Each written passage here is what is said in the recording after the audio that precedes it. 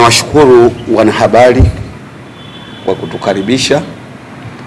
Ninaitwa Shabani Ali Mchezo, natoka katika jimbo la Kibaha Vijijini. Ni mwenyekiti wa Chama cha Demokrasia na Maendeleo Chadema jimbo la Kibaha Vijijini. Kama ambavyo nimejitambulisha, nimefuatana na viongozi wenzangu, nao watapata nafasi ya kujitambulisha. Niseme kwamba tumekuja kuzungumza na wanahabari kwa madhumuni ya kuzungumza mambo mawili matatu, na mambo haya tumeona ni vizuri kuja kuzungumza na nyinyi wanahabari kwa sababu yanahusiana na uhai wa taifa letu, lakini zaidi yanahusiana na uhai wa chama chetu, Chama cha Demokrasia na Maendeleo Chadema. Na kama ambavyo nimejitambulisha, mimi ni mwenyekiti wa jimbo. Kwa nafasi yangu ni miongoni mwa watu kwa mujibu wa katiba wenye mamlaka ya kukisemea chama.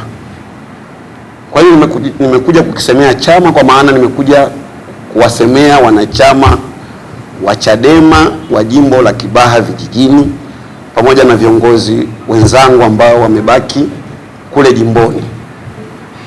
Waheshimiwa wanahabari, ndugu zangu, jimbo la Kibaha Vijijini lina kata 14 na lina vitongoji zaidi ya 100 na lina vijiji. Sehemu ya jimbo la Kibaha Vijijini ni mamlaka ya mji mdogo Mlandizi, na sehemu ya jimbo la Kibaha Vijijini bado liko chini ya halmashauri, kwa maana lina vijiji takribani 30 na kitu. Kwa hiyo nimebeba ujumbe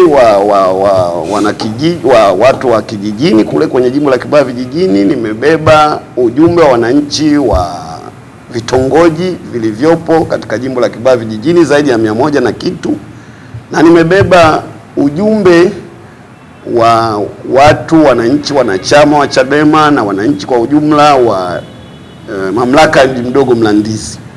Lakini nimebeba ujumbe wa wananchi kwa ujumla wao wa jimbo la Kibaha Vijijini, halmashauri ya wilaya ya Kibaha.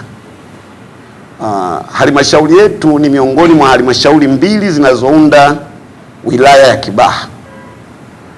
Hivyo basi nitazungumzia jimbo la Kibaha Vijijini kwa maana ndiyo nafasi yangu kama mwenyekiti wa jimbo. Sitozungumzia wilaya. Wilaya kichama ina viongozi wake. Ajenda zangu au ajenda zetu zilizotuleta ni 2, na mimi nitazungumzia moja zaidi.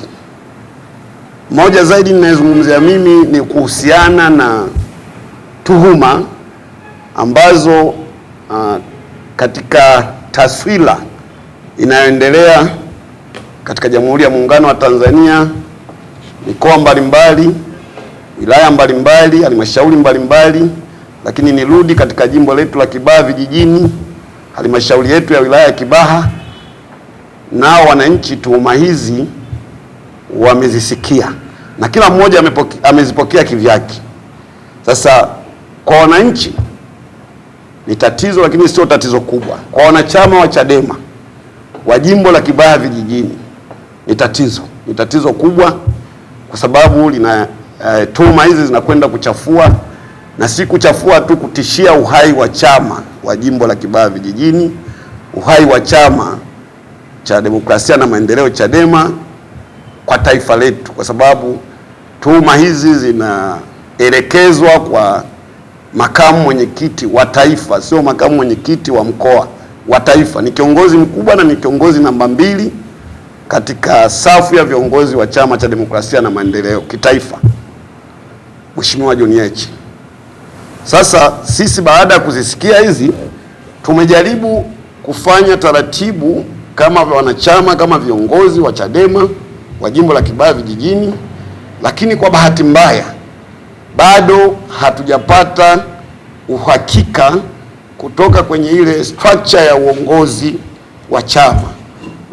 Ukitoka pale kwenye jimbo ukija juu huku kuna baraza la mashauriano ya wilaya kwenye wilaya ambayo ina halmashauri mbili kama ya kwetu, bado viongozi wetu wanavuta miguu wa wilaya kuitisha kikao cha baraza la mashauriano ya wilaya ili kuweza kuzungumzia tuhuma hizi.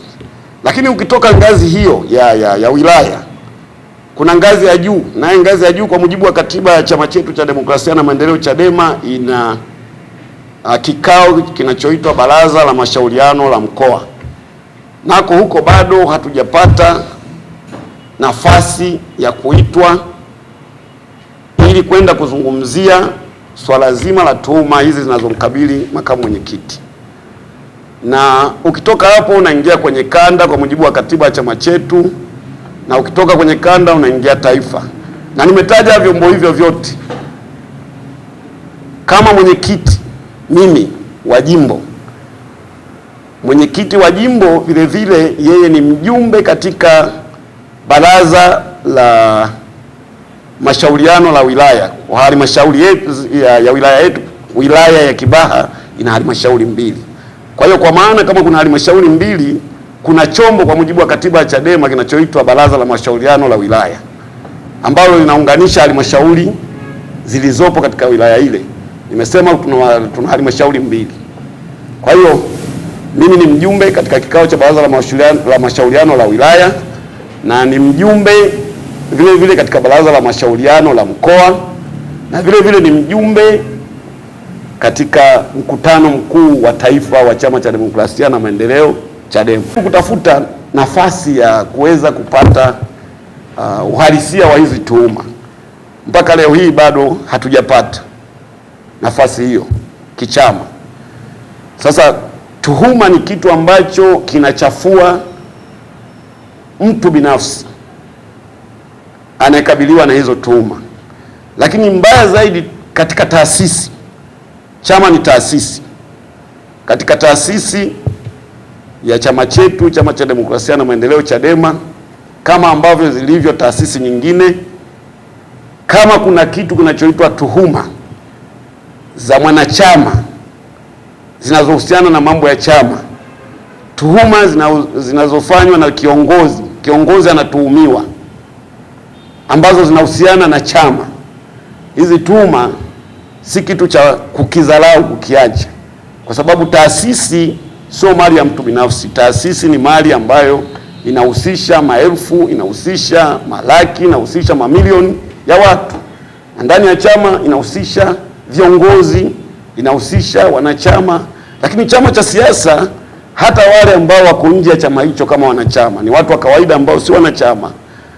Na kama ilivyo chama cha Chadema ukubwa wake na Watanzania walivyokuwa wanakitegemea na bado wanakitegemea mpaka sasa hivi, sasa kukiwa na tuhuma zinamhusisha mwanachama au kiongozi, zinahusiana na chama, zile za nje ya chama hizi hapana.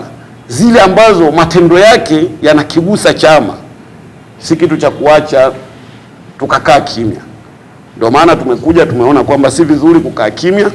Tumekuja kuzungumza na nyinyi wanahabari, na katika kuzungumza sikuja tu kama mwenyekiti wa jimbo kwa kuamua tu mimi kuja hapa, hapana.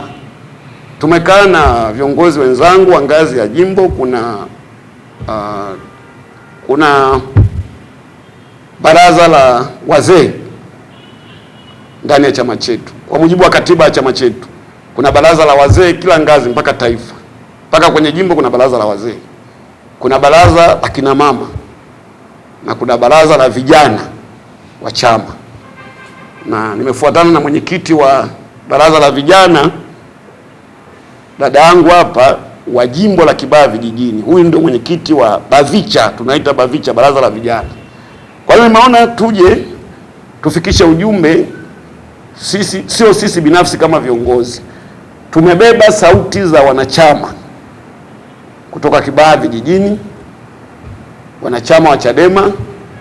Tumebeba sauti za wananchi wasiokuwa wanachama. Kwa hiyo tumeona tuje tuzungumze mawili matatu. Mimi nitazungumza zaidi kuhusiana na swala la tuhuma za makamu mwenyekiti. Tuhuma hizi tumezisikia, Watanzania wote nadhani na nyinyi waandishi wa habari mmezisikia, ingawa bado hazijathibitishwa, lakini muda ndio utakayosema.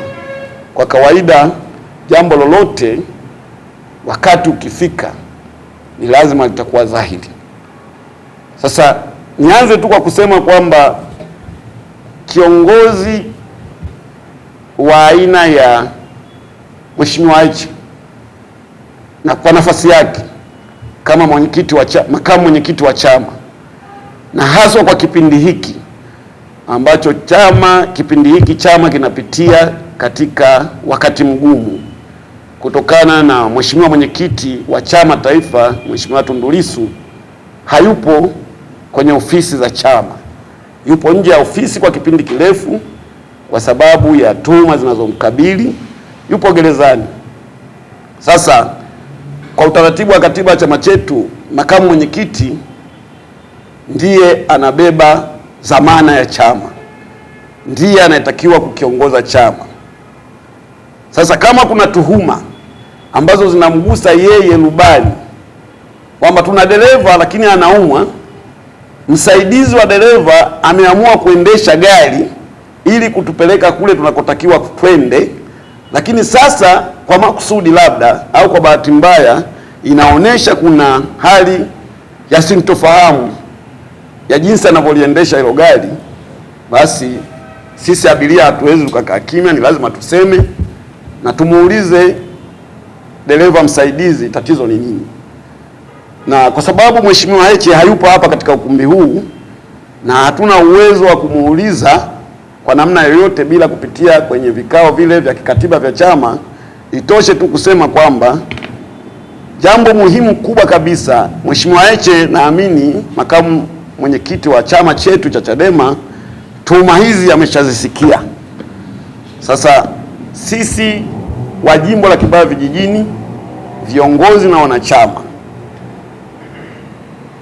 tunamtaka sasa, ujumbe wetu unamtaka Mheshimiwa makamu mwenyekiti Mheshimiwa Heche ajitokeze hadharani kuzungumza kwenye vyombo vya habari kuhusiana na tuhuma hizi. Na hilo haitoshi tu, muda huu tusisubiri muda mwingine taswira ikazidi kuchafuka zaidi. Tunamwomba Mheshimiwa mwenyekiti wa chama chetu Mheshimiwa Heche autumie muda huu kutafakari hali ya chama ilivyo, yeye kama kiongozi mkuu afikirie hali au personality ya kwake binafsi ndani ya chama na nje ya chama, na kwa maslahi mapana ya chama.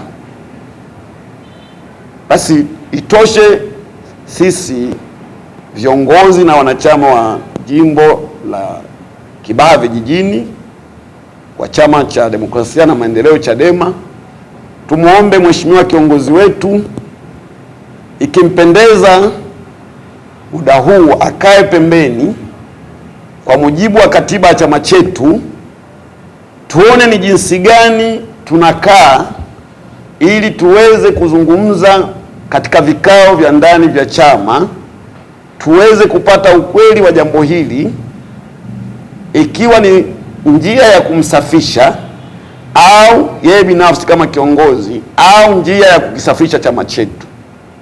Tunashindwa kujibu yale ambayo yanazungumzwa mtaani na vyombo vya habari na watu mbalimbali kuhusiana na uadilifu wa Mheshimiwa makamu mwenyekiti wetu, kwa sababu Chama cha Demokrasia na Maendeleo Chadema, msingi ukiangalia jina lake linazungumzia mambo mawili makubwa. Kwanza inazungumzia demokrasia, ndio tunapata de badala ya cha tunakwenda tunakuta de pale. Ile de inawakilisha demokrasia na ile ma inawakilisha maendeleo. Kwa hiyo chama hiki makusudi yetu ni kuona kwamba demokrasia inatamalaki ndani ya chama.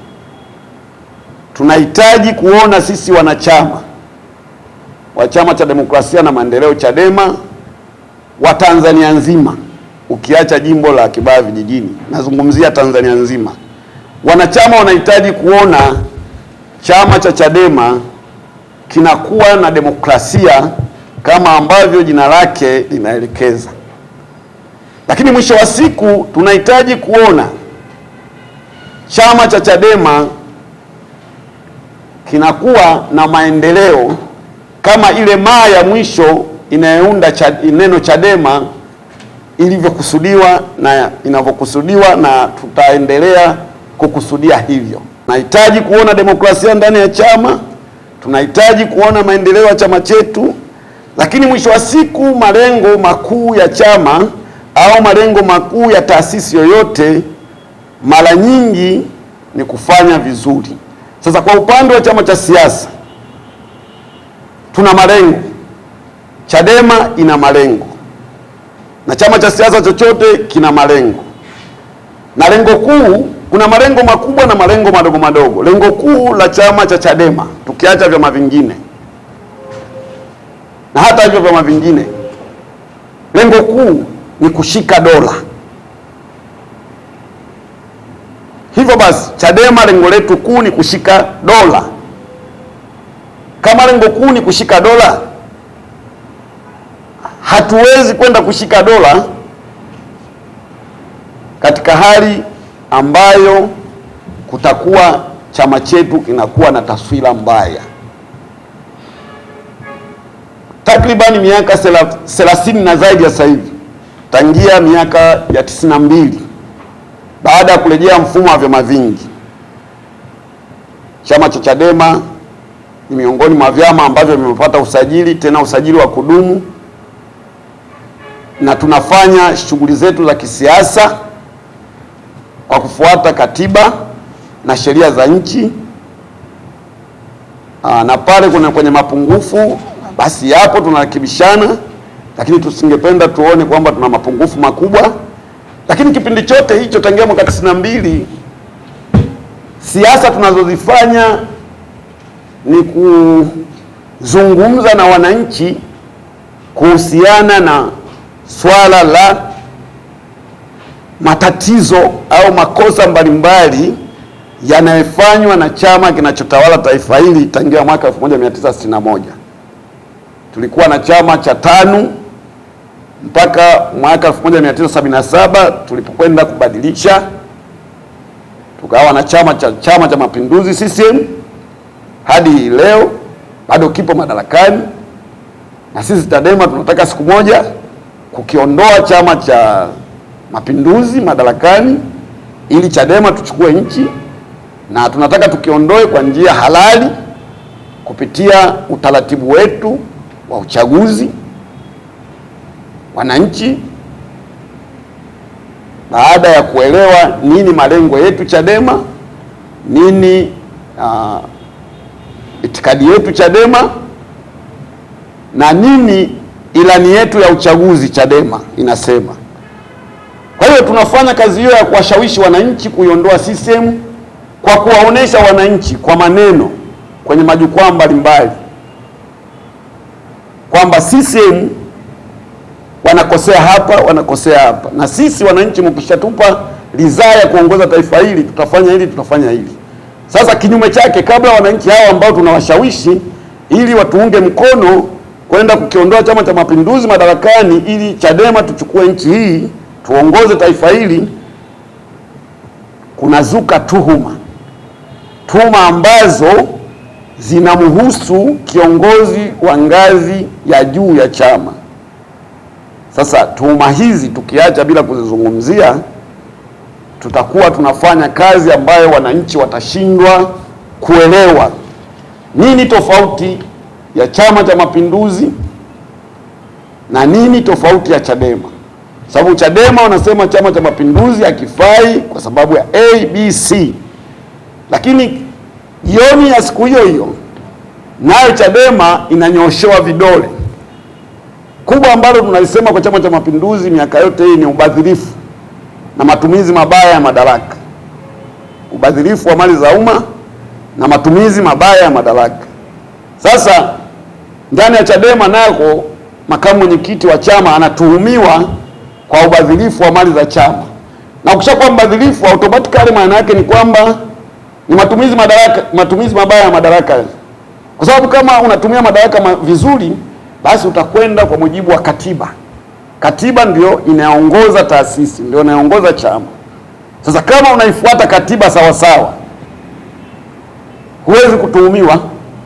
Na kama unatuhumiwa, basi tafsiri yake ni moja tu, kwamba kama kiongozi unatumia madaraka yako vibaya, kutumia fedha, kutumia mali za chama nje ya utaratibu wa kikatiba ya chama, nje ya utaratibu wa kanuni, nje ya utaratibu wa tunasema nini, kuna sheria, lakini tunazungumzia katiba, tunazungumzia kanuni, tunazungumzia utaratibu. Nje ya utaratibu wa vikao ambao umetajwa kwenye katiba, chochote utakachokifanya, hata kama sio ubadhirifu, uwe kiongozi, uwe mwanachama, ukifanya nje ya utaratibu wa kikatiba, maana yake ni matumizi mabaya, na hasa kwa kiongozi ni matumizi mabaya ya madaraka. Kama kwa mwanachama ni matumizi mabaya tu, yanabaki kwa vile wewe si kiongozi, lakini kwa kiongozi ni matumizi, tafsiri yake ni moja tu, ni matumizi mabaya ya madaraka.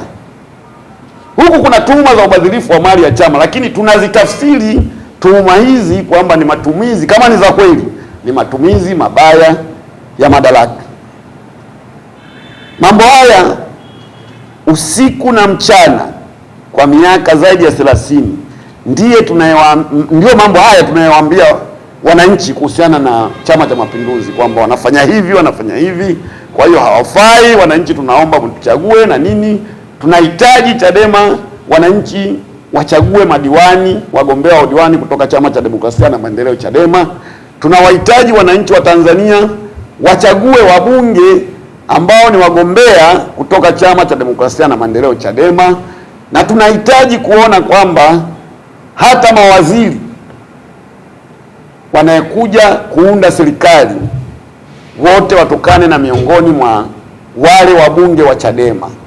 Tunahitaji kuona wenye viti wa halmashauri, mamea wa manispaa, tunahitaji kuona wanatokana na Chadema.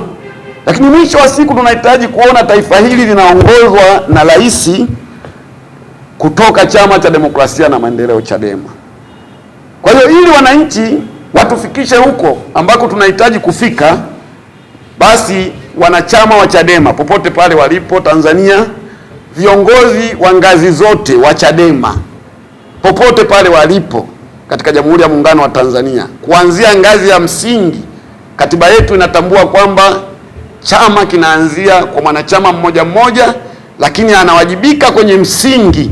Kuna ngazi ya msingi, na akitoka kwenye msingi mwanachama anawajibika kwenye ngazi ya tawi, na akitoka kwenye ngazi ya tawi mwanachama wa Chadema anawajibika kwenye ngazi ya kata, anawajibika kwenye ngazi ya jimbo, anawajibika mwanachama wa Chadema kwenye ngazi ya wilaya, anawajibika mwanachama wa Chadema kwenye ngazi ya mkoa, mwanachama wa Chadema anawajibika kwenye ngazi ya kanda, na mwanachama wa Chadema anawajibika kwa ngazi ya taifa. Lakini kwa ujumla wake tunamhitaji mwanachama, si kiongozi, mwanachama wa Chadema ambaye anaongozwa kwa katiba ya chama cha Chadema. Sasa mwanachama hatimaye ndio anakuja kuchaguliwa, mwanachama wa Chadema kuwa mwenyekiti wa tawi, kuwa sijui nani kwa mujibu wa katiba ya Chadema. Ndiyo katiba iliyowafikisha viongozi hawa, Mheshimiwa Lissu na viongozi waliopita, Mheshimiwa John Heche. Katiba ni moja ndani ya Chadema. Hakuna katiba ambayo inamlinda mwanachama, hakuna katiba ambayo inamlinda kiongozi, hakuna katiba inayempa haki zaidi kiongozi au inayempa haki mwanachama. Katiba ni moja ambayo mwanachama na viongozi tunatakiwa tuitii na kuiheshimu. Hivyo kama kuna tuhuma ambazo zinamgusa kiongozi yoyote, ni lazima katiba ifuatwe. Sasa tunamtaka Mheshimiwa Makamu Mwenyekiti ndugu yetu John Heche, tuhuma hizi zinazozungumzwa kumuhusu yeye za matumizi mabaya ya madaraka, za matumizi mabaya au ufujaji wa pesa kinyume cha utaratibu, ni tuhuma nzito ambazo yeye kama kiongozi wa taifa, sisi viongozi wa chini tunatakiwa tuige mfano wa viongozi wa taifa wa chama chetu. Basi yeye tunahitaji aoneshe mfano kwa kujibu, kwa kutoka huko, atoke hadharani ajibu tuhuma hizi, lakini si tu hadharani, twende kwenye vikao vya chama vilivyotamkwa kwa mujibu wa katiba, twende tukafuate utaratibu wa katiba ili tuweze kupata majibu ya tuhuma hizi, na hili litawezekana, na ndiyo litakuwa liko katika mstari ulionyooka kama Mheshimiwa Heche ataamua kukaa pembeni wakati tuhuma hizi zinafanyiwa utafiti, wakati tuhuma hizi zinazungumzwa. Ni demokrasia nzuri au ni utamaduni mzuri kiongozi anayetuhumiwa akae pembeni apishe uchunguzi wa tuhuma hizi. Mheshimiwa Rais wa kwanza wa Jamhuri ya Muungano wa Tanzania hayati Mwalimu Julius Kambarage Nyerere aliwahi kusema katika maneno mengi aliyosema wakati akiliongoza taifa hili, na hata alipostaafu aliendelea kusema kuhusiana taifa hili. Moja ya maneno aliyosema na nukuu maneno yake, akasema chama legelege kitazaa serikali legelege. Sasa sisi wanachama wa Chadema na viongozi wa Chadema katika ngazi mbalimbali, kama tulivyosema, malengo yetu ni kushika dola, na ili twende kushika dola hatuhitaji kwenda kuunda serikali legelege.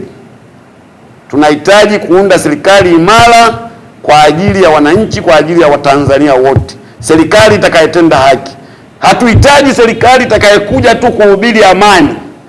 Tunahitaji serikali ambayo itajua kama mtu wa kawaida tu amekaa hivi anahitaji embe, apate embe, basi atafakari anaipataje hiyo embe.